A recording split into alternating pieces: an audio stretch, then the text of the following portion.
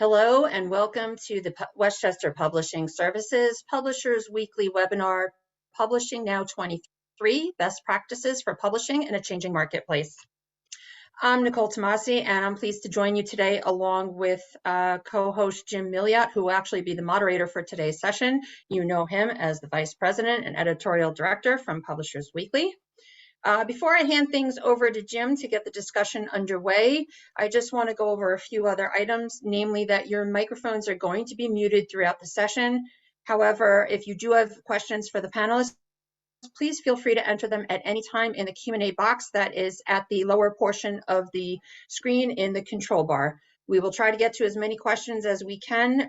We already have a pretty healthy stack of questions that came in during the registration process. So any that we don't get to, as well as the ones that we do answer live today, will be part of a Q&A document that will be sent out along with a link to this recording and some other materials related to the webinar next week.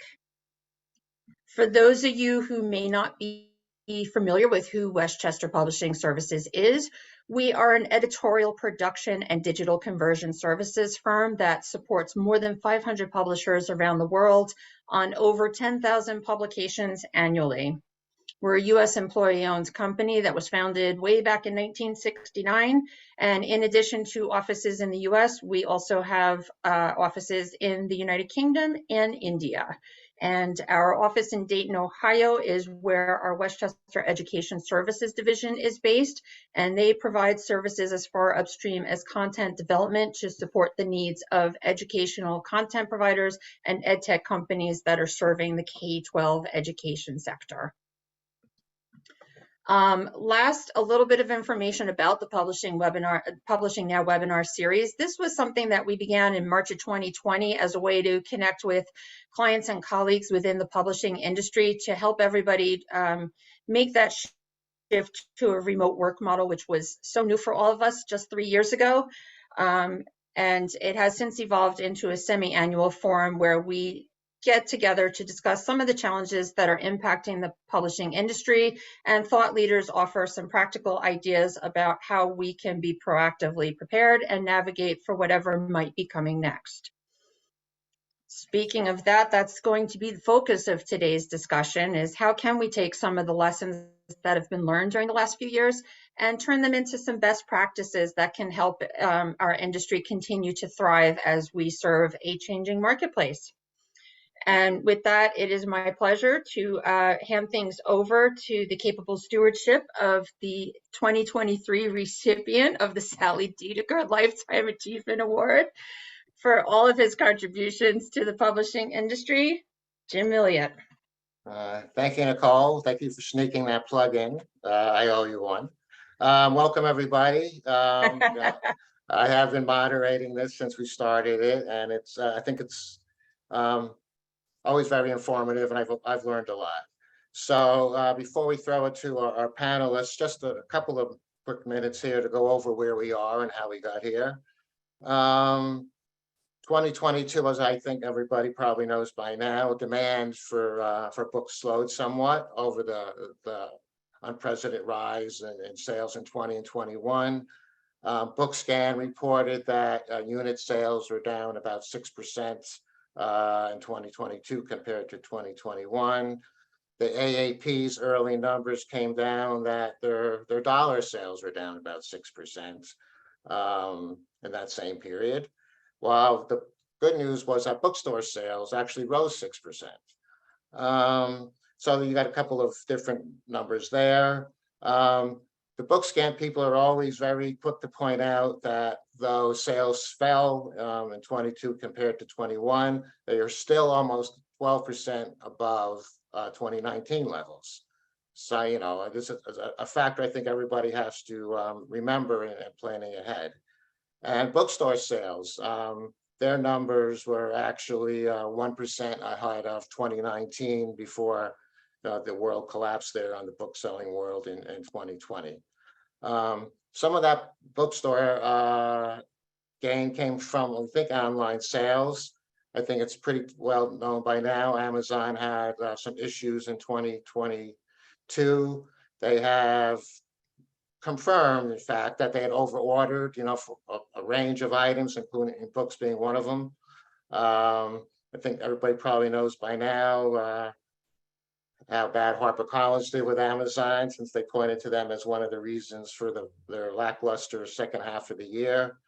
And we'll see how that'll play out. The Amazon officials say they're back to regular ordering patterns, but we'll see how that works out.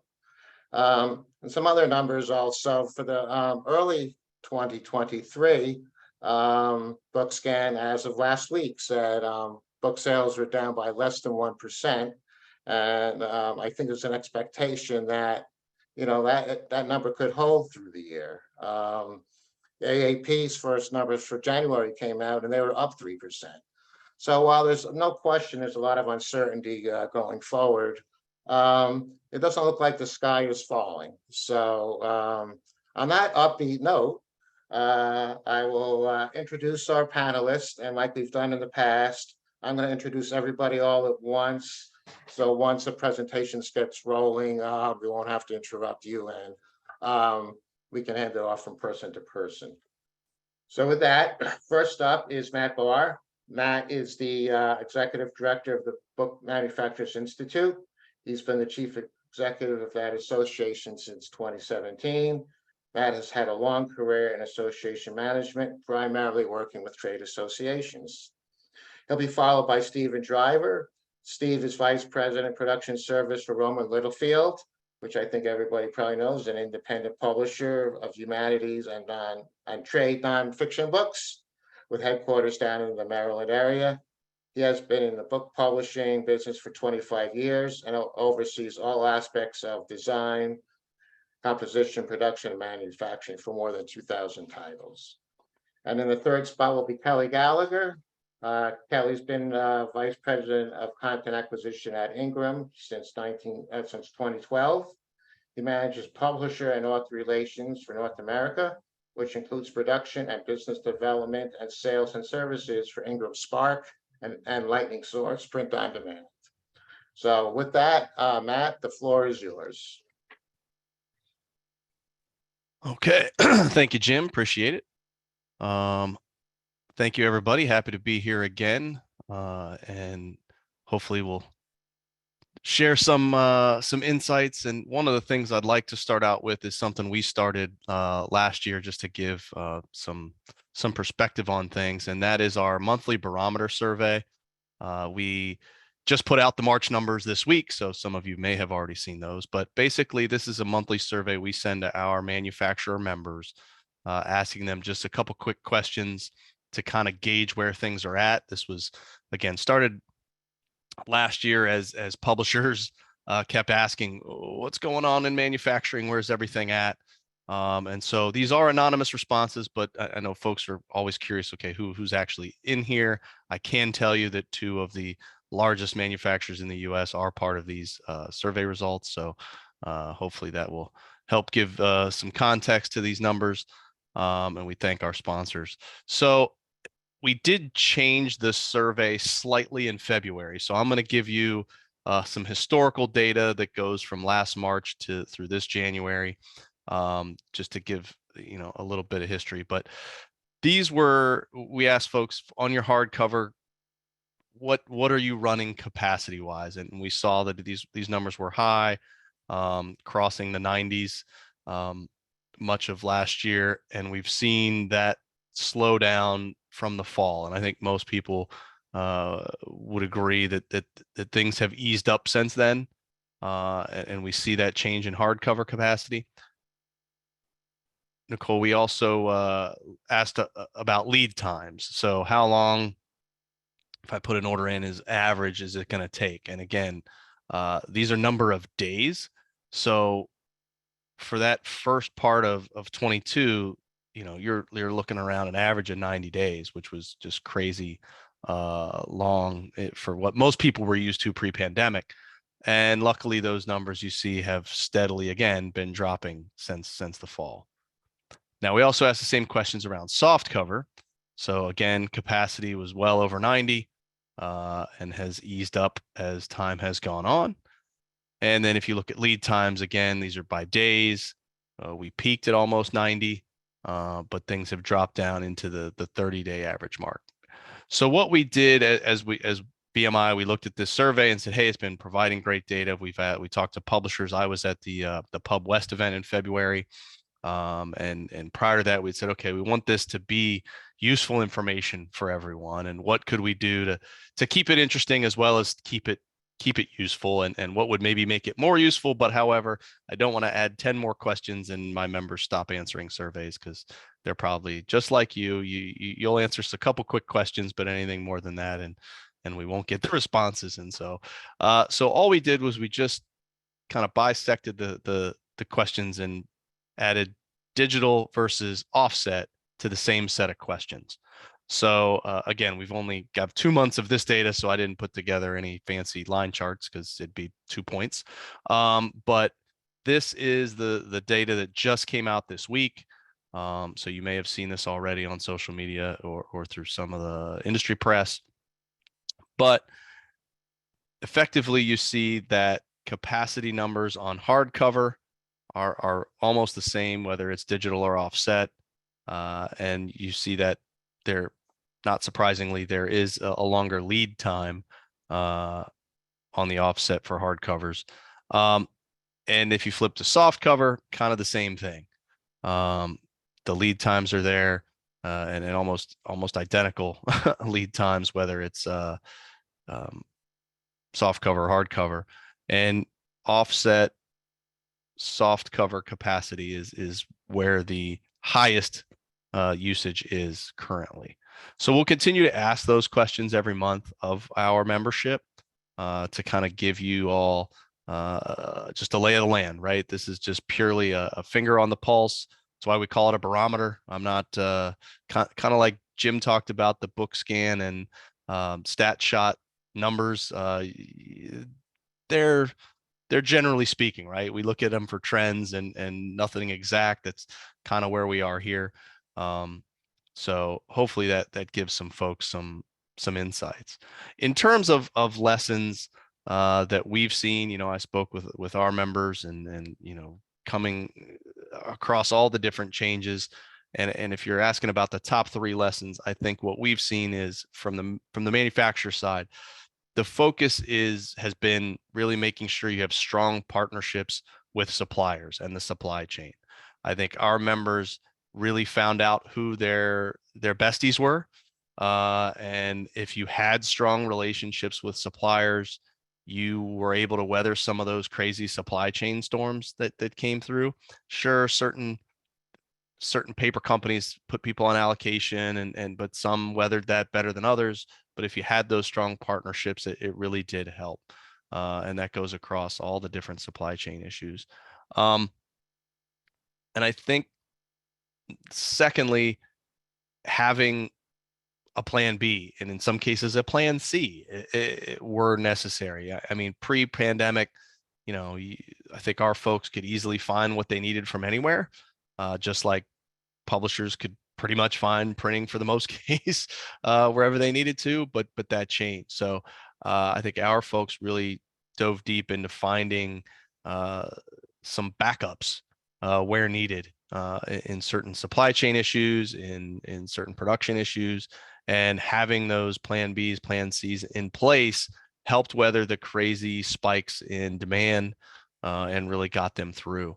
And thirdly, and this kind of goes, this is the song you've probably heard me singing for the last maybe 2 years even, is really the key to all of this is publishers and printers just being more collaborative and flexible and working with each other as best as they possibly can to get through everything. I think what we've seen is everybody was scared. They weren't sure what was happening with paper. They weren't sure what was happening with logistics and supply chain and pricing and everything else. So last summer, last spring, you saw a lot of over ordering, right? They just wanted to make sure they had stuff in hand at the price they knew they could get it at this time.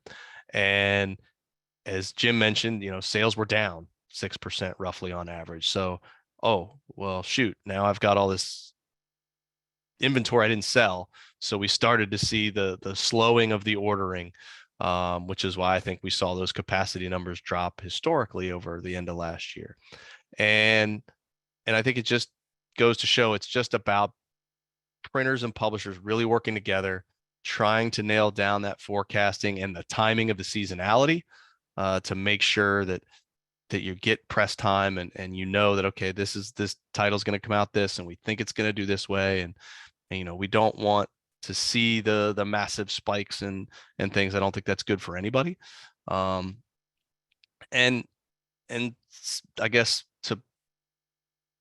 to move forward, manufacturers still have several issues that are tough right now. And the number one issue is, and I think we've seen it everywhere, is labor. And our folks are working hard to add capacity, to add faster machines that are more automated, that mean they won't need as many workers on them to help get that throughput and help get things faster and keep those lead times down.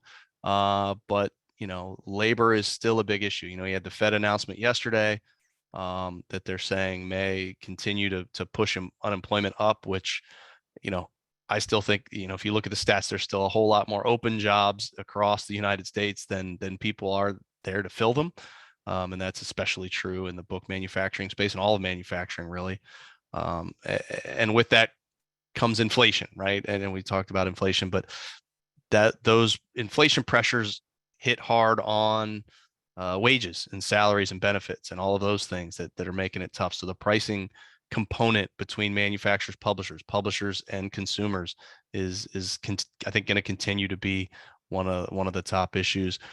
And lastly, Jim mentioned this word earlier during his introduction, and that word is just uncertainty, right? We don't know. We had the big spike in demand. It's dropped off a little bit in 22. You've got Fed and inflation, and what is that going to do to everyone and everything in their buying habits? Crazy election stuff coming up for 24. What's that going to do in the policies market in terms of relations with China? In terms of people looking to print overseas, will that be harder to do coming up? And now more work coming back, even though we've seen a lot of work come back. So there's just a lot of uncertainty that will affect the book market as a whole. And we're all just going to have to, again, collaborate, be flexible, and weather the storm together. So that's my 2 cents. And Jim, I'll pass it back to you.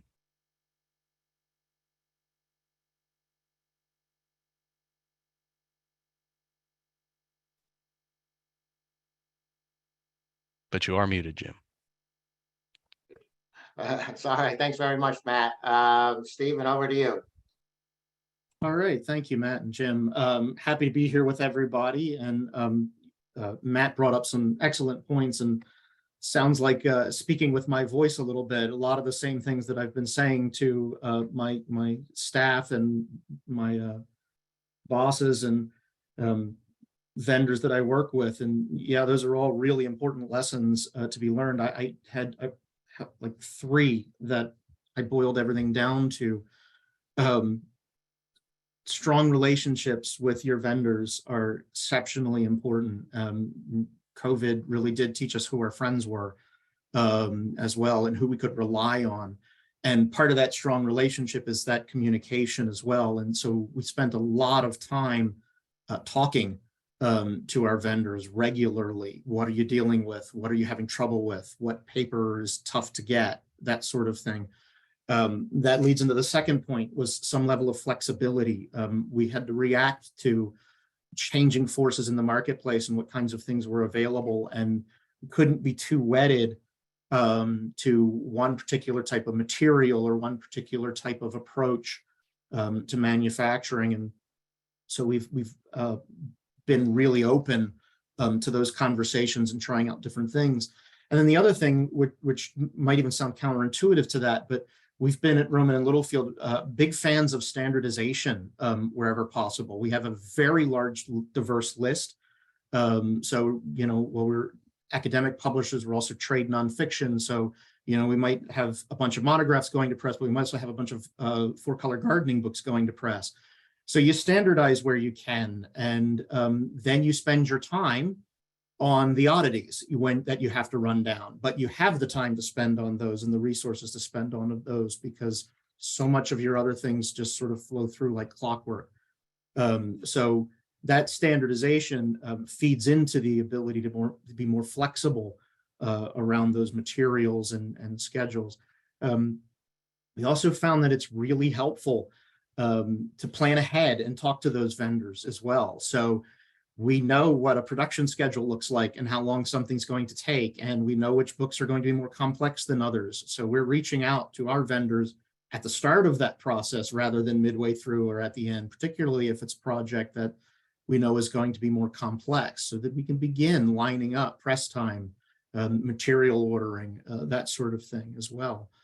So those things become very important and help to build those relationships as well. So, they all sort of make this nice circle feeding into each other around those kinds of things. So I think that that's been our main takeaway. Some of that stuff we were really good at before the pandemic. Others, the pandemic exposed some areas of weakness that we needed to turn our attention back to and focus on more going forward. We have seen, as Matt's numbers show, some loosening up of schedules and some more availabilities of certain kinds of materials. Others are more difficult to get. So those seem to be the case with the work that we're doing as well, and so that's been our focus going forward. So looking forward to the questions that folks have and what we can do to answer some of those. But that's kind of what Rowman & Littlefield's been dealing with in a nutshell. Okay, great. Thanks very much, Stephen. Sure. All right, Kelly, what's it look like from Ingram? Well, I'll offer maybe 3 lessons learned. And sometimes you're like, really, you're going to say this again? But I think sometimes the only way we learn well is when we hear a consistency of message and then have to challenge ourselves to say, okay, what am I really doing with what I'm hearing? Before I say that, though, one of the things I think we need to realize and understand is that we are still in the effects of the last 3 years. For the days of 2019, I think I haven't heard a single publisher talk about trying to standardize their business against 2019, but we are, I would say, in many ways still suffering the whiplash of the previous years, and because we still have kinks in the system, and I think they're obvious even right now. So number one, don't assume that the past challenges are behind us. I think this all started where we started to see challenges with raw materials, the stress on the paper mills, those going out of business, print sourcing, and the really tight supply of print. Matt said, well, from not only labor, but just access to raw materials. Those things are likely, at least for now, in the rearview mirror. I think we still saw the remnants last year of transportation challenges and the cost of gasoline and the inflationary aspects of that. I do think prices there are stabilizing. I don't think that we're going to see decreases anytime soon in any of those areas, and I'm sure Matt will talk a little bit about what he's seeing on the paper and the print side.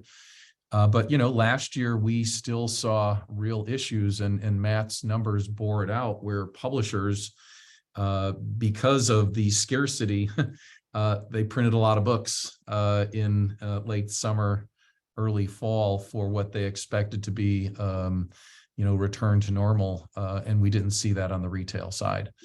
And so we are dealing with the effects of inventory, over-inventoried, both in our retail position and in many ways in our warehouses, and perhaps soon to be returned more inventory. And I think we still haven't seen the full effects of consumer behavior. It's good to see that our numbers are kind of coming back to copacetic. We're not going to be in the growth phase like we were for the last several years, but there's still ongoing inflationary challenges, and consumers are still trying to decide where to spend their money. So I do think we are still throughout 2023 going to be feeling this kind of ripple effect as it flows its way all the way through the supply chain. As far as where I see lessons learned, I think Matt said it well, making sure that we always have a backup plan, a plan A, a plan B, and a plan C. but really sitting down and strategically implementing those, not just using them as contingency emergency plans, but we all got very creative in the last few years. Sometimes, though, we revert right back to the mean and say, well, that was, for desperate times. But, what we're seeing more and more is that those that did have a plan, those that made a plan, and those that are continuing to implement the plan are those that are succeeding the most right now. Whether it's what kind of business we do with China.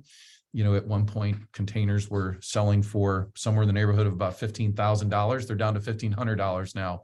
Does that mean we source back in China, or do we keep a diversified print portfolio?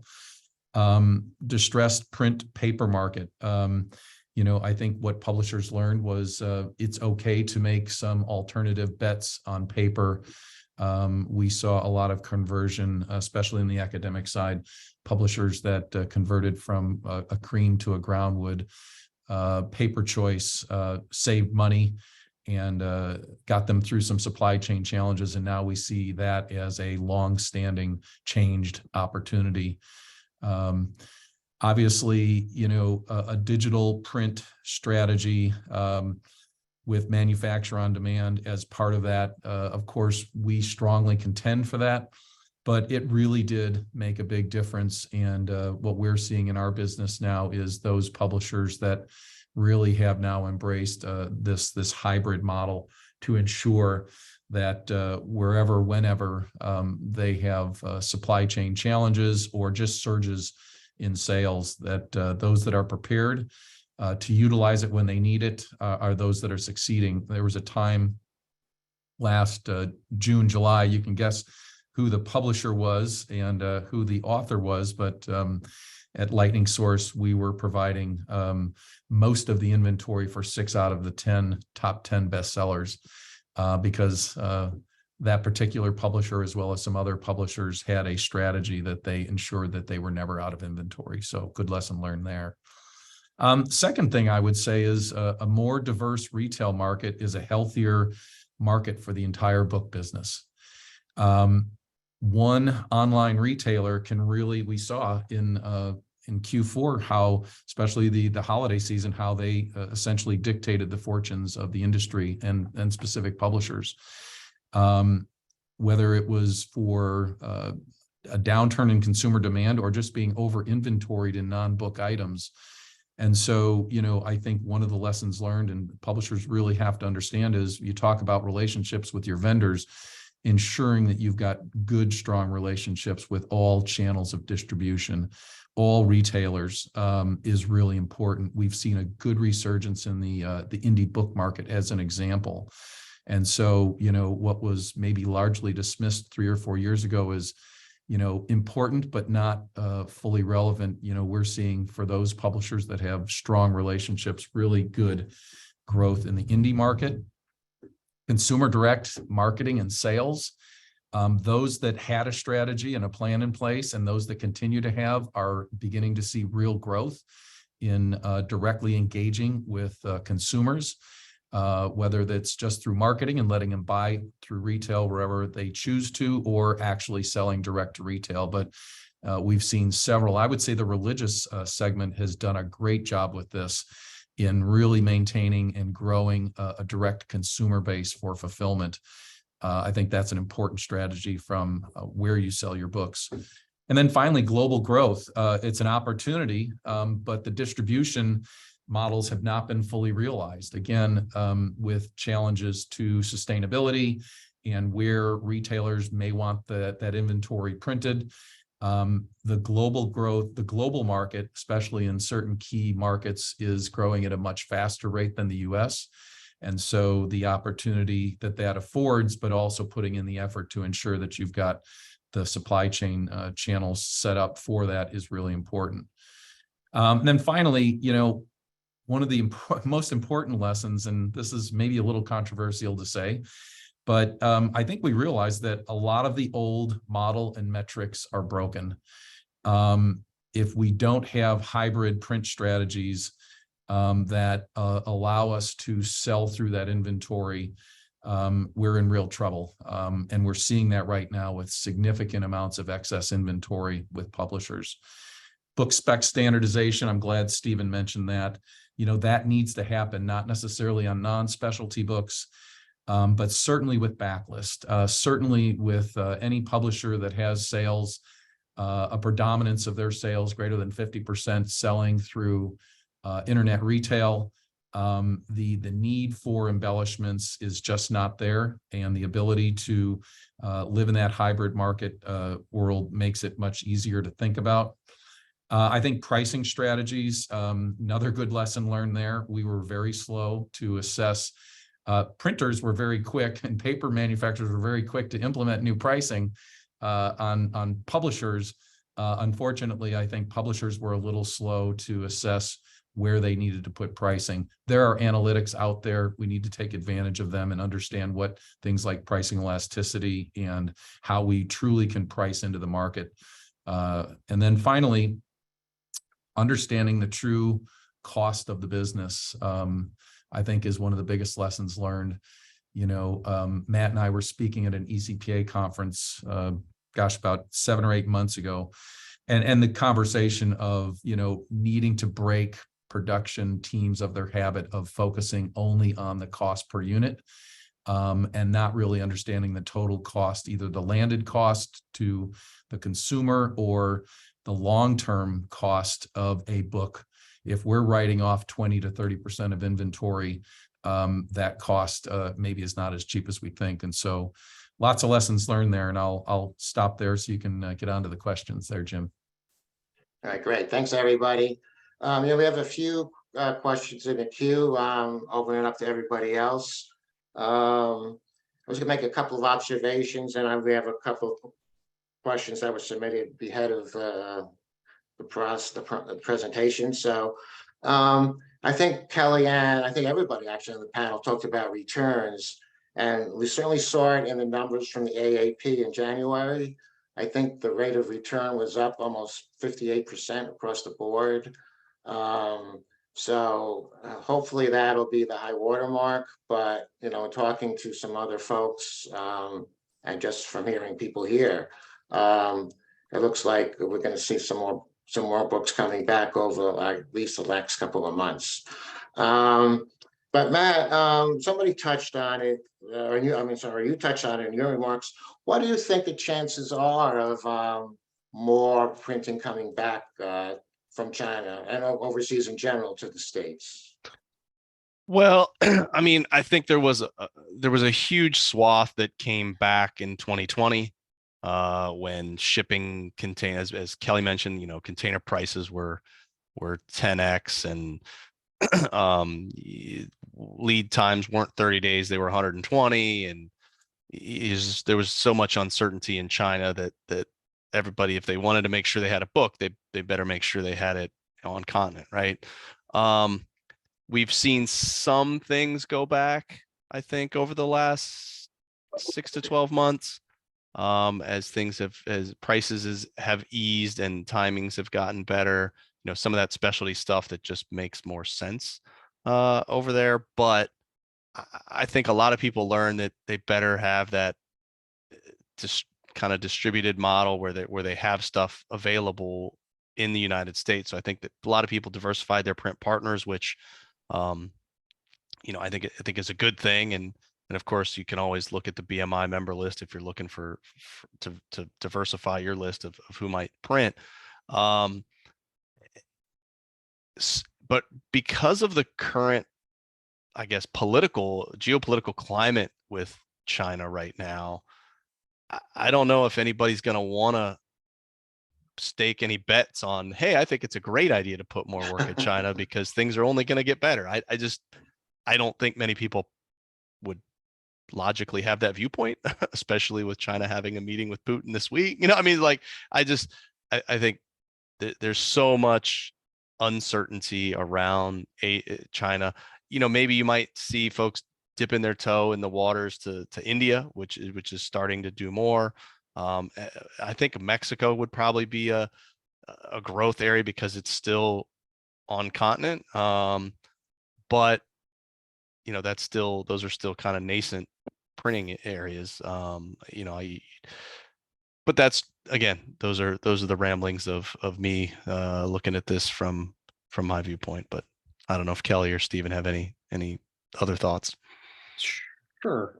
So I can tell you, we look at international printing, which we certainly do a lot of, and did a lot of during the pandemic, continue to do a lot of as well. And we look at that as sort of separate from printing in China for exactly those reasons that you talked about, Matt. We are keenly aware of all of the political issues around Chinese government and what's going on, something that I pay close attention to. And it's something that, I don't want to be caught with books in transit and, the Taiwanese straits get shut down, something along those lines. We don't want to see something like that happen. We have worked with printers in India for a number of years at this point, and we find that that's been an area of growth and movement from China to that part of the world, as well as others. I mean, we would count printing in the UK and in Scandinavia among that also. Not putting all the eggs in one basket is kind of really important, but you have to be careful about how big your basket is, because it goes back to that building those relationships, which means you need a steady supply of work to those vendors. You need them to make sure that they're going to pick up the phone when you call. So you've got to be judicious about how you select those vendors, and certainly make sure that, when you do decide on someone, you make that count. But I think that can be a good overall part of the strategy. There are certain types of books that we do that don't work at all printing domestically. Board books are a really good example of that. We have several of those lines of children's books like that, and they only work financially to go overseas. And in fact, there aren't, at least as far as I'm aware, too many manufacturers, even onshore, that would take that kind of work in the first place. So it's been something that we've spent years looking for. So it's an important consideration. Do I think it's going to increase? I mean, it's hard to say. I mean, I don't know. I don't see it as an increase. I see it more as a shift from, one region to another region. And the only thing I'll add real quick on that before you go to your next question, Jim, is I think publishers really, again, need to ensure that they're looking at all of the data on POS for those books that require offshoring and understanding, is it a growth market still from a consumer perspective? So, just because we've done 20 of these books in the past, do we want to continue? So I think editorial teams really making that assessment, knowing that there is implied risk and or increased cost to do it domestically. Publishers, again, I think it does need to roll back to editorial teams really making that assessment before they just simply continue on business as usual. Oh, and real quick, echoing something that you said earlier, Kelly, too, is that total cost of investment as well. So we have tariffs in place that affect books coming from China that don't affect books coming from India. So, when you're looking at pricing, it's not just that unit cost pricing that the printer is quoting you. There are definite shipping costs involved in that. There are, port expenses, tariff costs that apply, and all of those things are really important to take into consideration. You could look at a straight unit cost, and that can be very misleading in terms of how profitable your book's going to eventually be at the end of the day. Well, and as I mentioned, I our members have been, I think, doing their best to add capacity where possible. They're making significant investments in more presses or in more machinery that will help them be able to crank more books out, which will again be better for publishers in terms of availability of time on press and things that are just, again, to Stephen's point, going to lower that total cost of ownership of the book because they don't have those shipping and there's another price. There's a time delivery cost as well. Right, So exactly. I mean, that's a little harder to figure out, but when you factor all of those things in, offshore printing is not as much a slam dunk compared to onshore printing as it maybe once was a few years ago. Right. Okay. All right. Stephen, When the pandemic hit, when we had a couple other of these webinars before, people talked about how to change the workflow to take take into account people working from home and all that sort of thing. What did Rowman and Littlefield have to do? Well, so prior to the pandemic, we had people working from home in small pockets. So we had to extrapolate that out to being more common. So that there was definitely a lot of work done around that, mostly around a lot of the IT aspects of it. So there was a lot of systems upgrades, software upgrades, that sort of thing to make communication easier for people working from home. We were doing a lot of XML in our workflow and things like that already online.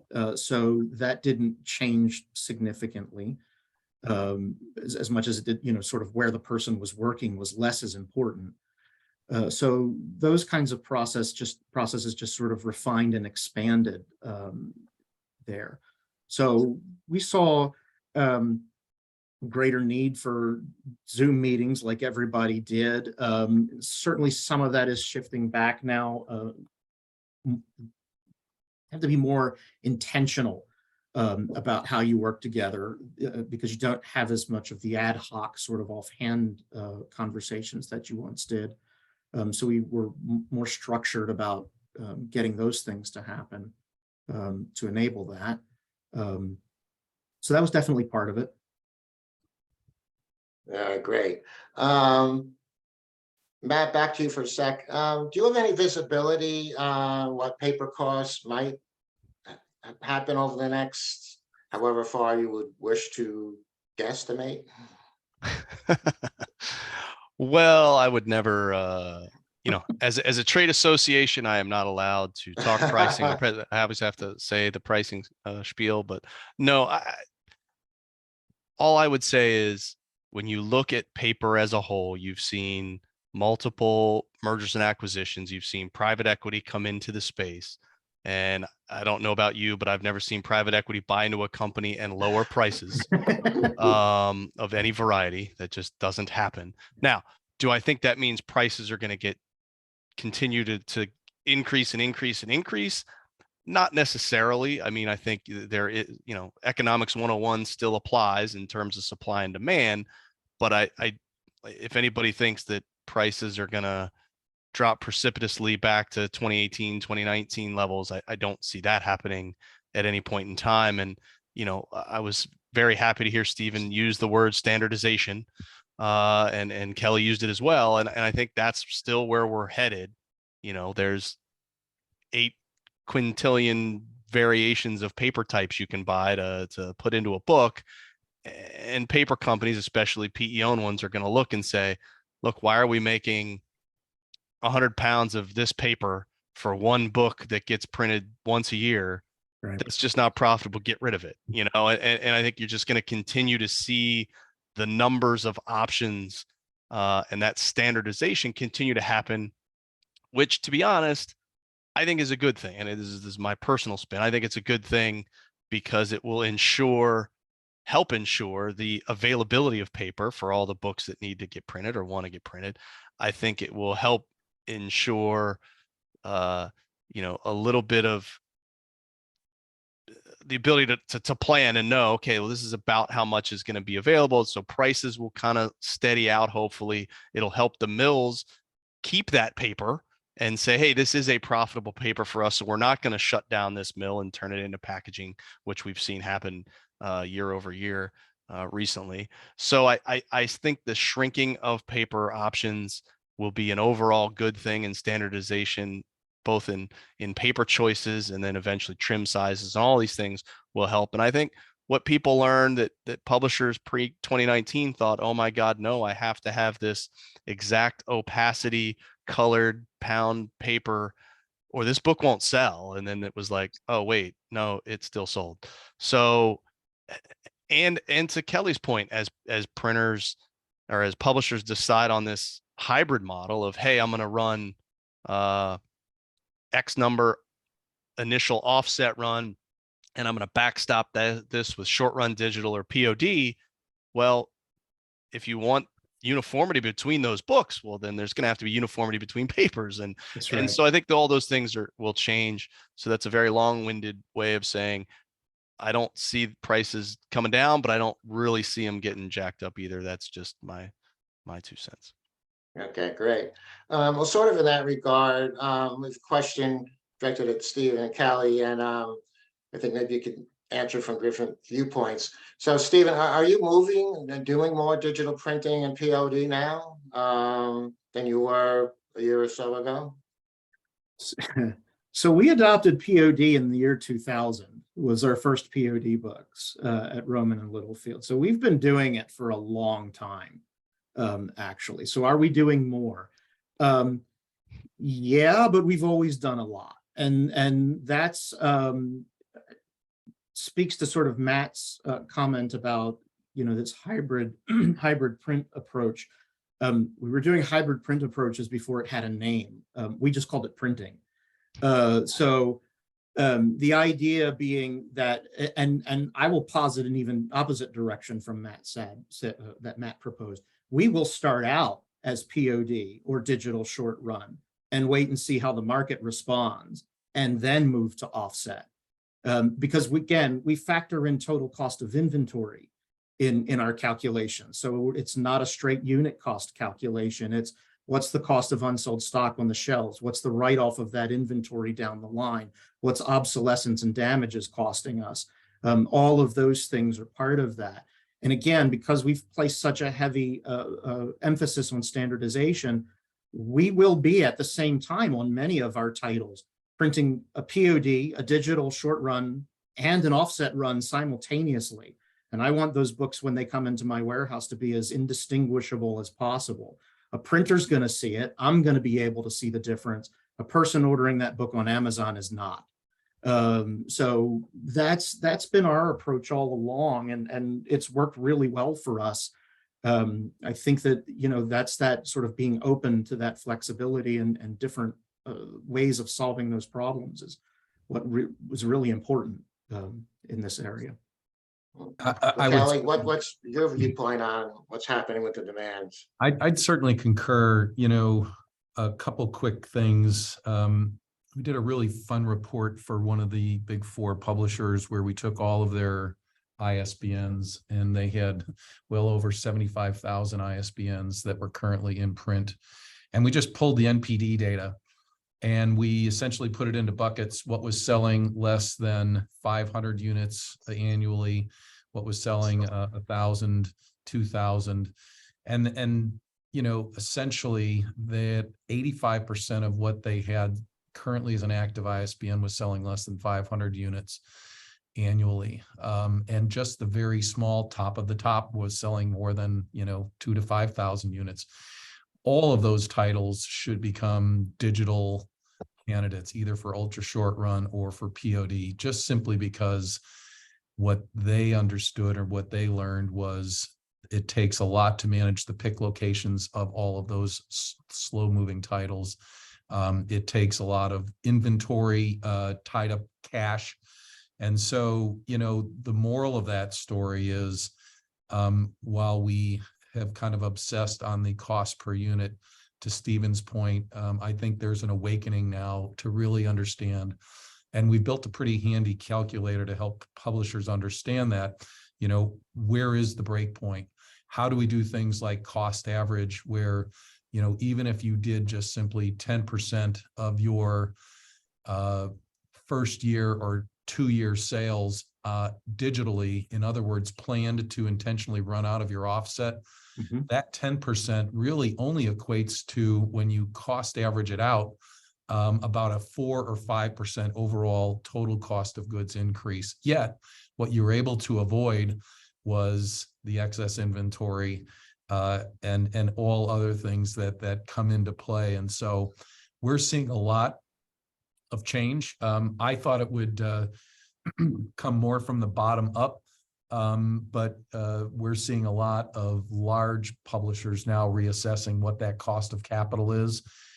Tying up inventory just means how many fewer things you're going to be able to do. And so, we're seeing a big change. I'll just add one more quick fun fact, we did our own survey and study across the industry, and what we found currently was that on average, publishers had 20% of their total print runs with greater than a 3-year inventory sitting in a warehouse. 20%. That is outstanding. Some of them were as high as 40%. It's a good wake-up call for publishers to just go and do the math. The other thing that we discovered was, because they were overselling a lot of that inventory into retail, that less than 5% of returns are recirculated into the market. And so when you combine those two things, really we've got to change some of the models. And I think digital printing affords that. Okay, great, thanks. Stephen, this is sort of you. We've had a couple questions here about pricing. With all the pressures, coming in from suppliers and whatnot. Have you been able to raise your prices a little bit? I mean, without going into any great detail. We're talking about list prices? Right, correct, exactly. That's always a battle in a publishing house, isn't it? And it kind of depends on what department you're talking to at any given moment. Yeah, the short answer is yes, we have. To what degree, and is it enough? Jury's still out. Probably there's more room to be room to increase in certain segments. I think that really depends on the markets you're selling in, the content that you have, how flexible those things are. Some of our titles are more flexible than others. Some of them are very price sensitive and very competitive markets. And so that becomes a bit more difficult to do.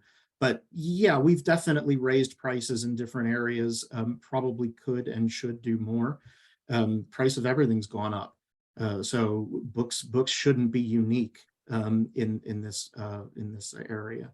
The other thing that I argue all of the time from my end is, look, we don't want to devalue our content either. The content itself has value. It has an intrinsic value to it.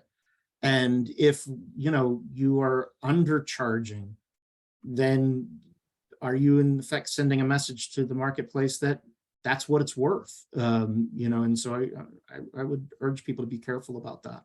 Hey, one thing I'll just add real quick, Jim, that we've worked with publishers. We offer a virtual hardcover opportunity when they want to keep something in hardcover and they really are challenged by it's very pricey to do a one-off hardcover, the manufacturing and the pricing. But testing, I think sometimes we just don't think enough. We think about price increases within a publishing house as kind of this big thing that's done in mass, and then we hold on and we hope for the best. We're seeing more and more, and we're encouraging more and more publishers, if there is a level of uncertainty, that's where pricing elasticity comes into play, to test, right? And so, we had several publishers test certain, evergreen titles, and some went up, as high as a 15 to 20% increase, and they thought, no, not a good idea, and zero. In fact, some of the titles actually sold more. Now, I'm not going to say that it was the pricing that did that, but the impact, I think, and so just a plug for, if you're not sure, you can always test and see what the market bears. Yeah, I think that's. I was going to say, I think that there's a sweet spot in there too, right? So, even if there is the risk of a reduction in sales, and certainly that's a possibility, and we've seen that, but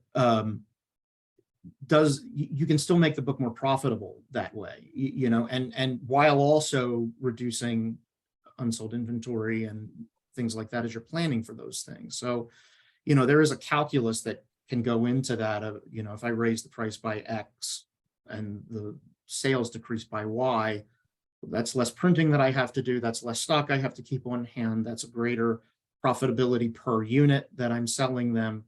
You can end up a little bit healthier even with that. So that's not going to work with everything, but again, it's going to depend on the segment and the title and that sort of thing. Right, okay, great. All right, we're getting close to the end of our time. I'd like to ask, we have got a couple of questions here about formats and that sort of stuff. So I think I'd like to close on that. Matt, I was struck by the decline in the hardcover lead times and that sort of thing. Do you think, we just talked about pricing, do you think hardcover, and hardcover was down a lot at BookScan. Do you think there's some resistance to what hardcover pricing is, or is it some other factors? You know what? I don't know, Jim. I was on a panel at Pub West, and we had an independent publisher there, and her idea or her perspective was she was all about making the hardcover something people really wanted, and again, we kind of just talked about it with pricing and value, right? Like the hardcover really being something special, and and sometimes that's more artistic books or collectibles or something like that. But I think most people, we're really kind of turning everything on its head, right? I mean, everybody, at least, okay, so if I look at people I try to get to join BMI, right? I might meet a commercial printer who says, yeah, I make books. Well, really all that means is they bought a perfect binder and they slap it on the end of the same machine that they use to print flyers and business cards and everything else, but they can run it through a perfect binder. Now there's a soft cover book, right? And it's not, anything you'd really want to look at, or nothing anybody here would probably be happy with. In fact, I got an email from one of our members today. A UK printer had put together a textbook that was falling apart after 1 year, and it was hardcover. And it was like, well, why is all this happening? And immediately they start looking and seeing half a dozen different parts that would cause failure like that. And it's obvious they didn't follow the textbook spec that we put out. But again, it's a hardcover book. And so I think there's such a variety of quality in the market as well.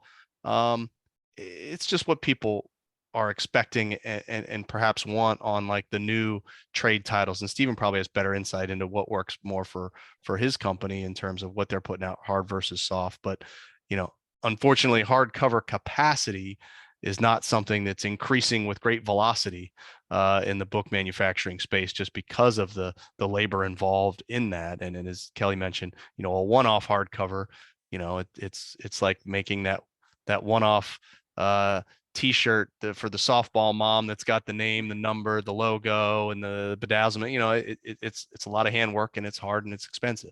So it just depends on numbers, on quantities, sell through, all of that thing, I think, affect what's out there. But I'm happy to hear what Stephen and Kelly Yeah, have well, said. I'm interested to hear what Stephen has to say too. So, Stephen. So we do a lot of hardcover. It depends on the segment of content and the marketplace. So libraries, for example, prefer the hardcover because they're going to last and stand up to heavy usage. We do a lot of digital hardcover. So we are printing a lot of 2 and 3 and 5, 6 copy hardcovers. Now they're priced accordingly for that because that's what they are. And we're very sensitive to the quality of that. So we aren't looking for a commercial printer that's going to throw a book together that's going to fall apart. And it is possible to manufacture those. Lightning Source does it every day. So you can make good quality hardcovers that work well for those kinds of marketplaces. Definitely do a fair bit of hardcover in the trade. We're not doing fiction, so we don't have novels and things like that, but where it's appropriate, historical nonfiction, things like that, we've done hardcovers in. Those tend to run a little bit larger, but that works well because it's in the trade where the demand is theoretically going to be higher. So that's where we see that. We haven't really seen a decline in the number of titles that we're doing in hardcover. A lot of times we're doing split runs, simultaneous hardcover and print of things as well. So there's some economies of scale that can be brought on into that as well. If you still have to manufacture the book block, whether it goes into a paper, perfect binding line or a case binding line. So split running it can be really useful. We've done a number of different strategies where we know that a book's going to initially publish in hardcover, and then maybe 10 months later, a year later, it'll release in paperback. We've manufactured the book blocks ahead of time as part of that, bound the hardcover, stored the paper, book blocks for the paperback, and then finish up the binding later. So we don't do that as often anymore as we used to, because we tend to move things along in shorter runs and faster, but we've had some success with that in the past. Okay, all right, we're almost fully out of time. I guess we are, Nicole. Whoops. Yes, actually, we are. We are right at the top of the hour. So I want to thank everybody, Jim, for leading a great discussion here, and for everything that we heard from Steve and Matt and Kelly. A lot of great information. I'm sorry we couldn't get to everyone's questions, but we will gather that together for you offline and get that around to you along with a link to this next week. So just, again, thank you for taking the time to join us. We do these because we think it's important for us as an industry to pull up and share information with each other and see how we can make things run better. And in terms of making these things run well, we really would appreciate any feedback that you can give.